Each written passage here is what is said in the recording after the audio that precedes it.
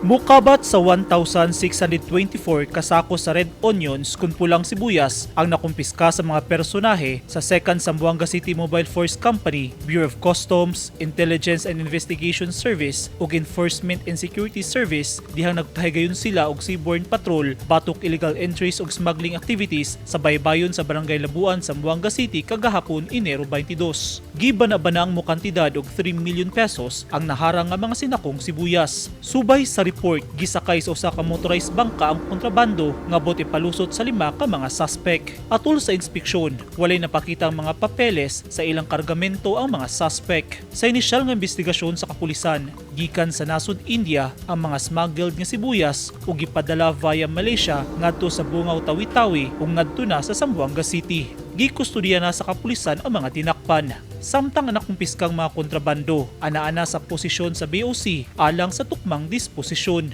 Giasikaso na ang kasong ipasaka batok sa mga suspect nga posibleng magatubang og kasong paglapas sa Republic Act 10863 kon the Customs Modernization and Tariff Act.